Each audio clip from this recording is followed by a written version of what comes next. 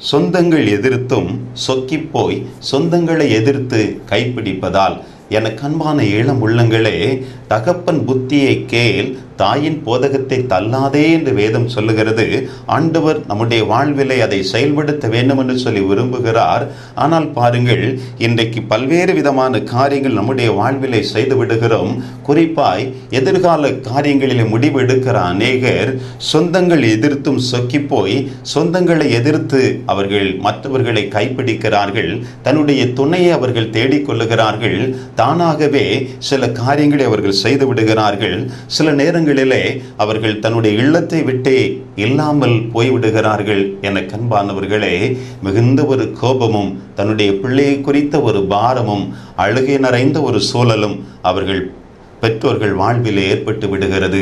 ஐயோ, என்னுடைய பிள்ளை, ஆசை ஆசையாய் தோள் மேல் சுமந்த என்னுடைய பிள்ளை, 10 மாதம் என்னுடைய வயிற்றிலே சுமந்த என்னுடைய பிள்ளை, அவனுடைய வாழ்விலே இப்படிப்பட்ட ஒரு காரியத்தை செய்துவிட்டு போய்விட்டானே என்று சொல்லி அப்படியாய் வேதனை அடைகிற ஒரு சூழல், இன்னும் கோபப்படுகிற ஒரு சூழல். பிரியமானவர்களே, ஆண்டவர் சொல்லுகிறார், அதினதின் காலங்களில் நேர்த்தியாய் காரியங்களை வாய்க்க செய்கிறவர் தான் உங்களையும் என்னையும் படைத்த தெய்வம். பிரியமானவர்களே, ஆண்டவருடைய சமூகத்திலே பொறுமையோடு காத்திருக்கும் பொழுது நிச்சயமாகவே நம்முடைய வாழ்விலே நடைபெறக்கூடிய காரியங்களை அவர் நேர்த்தியாய் செய்து காண்பிக்கிறவர் என்பதை மறந்து போக வேண்டாம்.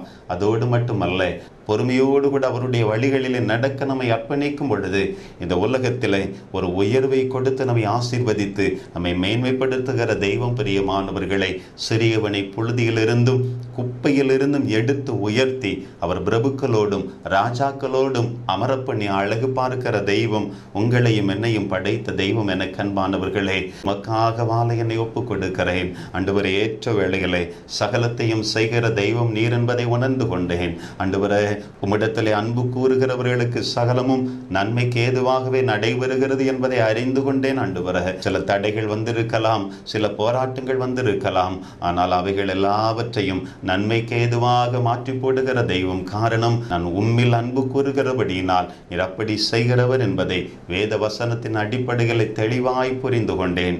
இனி என்னுடைய வாழ்க்கையில தவறான முடிவுகளை நான் எடுத்து விட மாட்டேன். ஆண்டவரே, ஒருவேளை அப்படிப்பட்ட முடிவுகளை நான் எடுத்து வைத்திருப்பேன் என்று சொன்னால் அதிலிருந்து நான் பின்வாங்கி விடுகிறேன் என்று சொல்லி உங்களை அர்ப்பணிப்பீர்களா? அது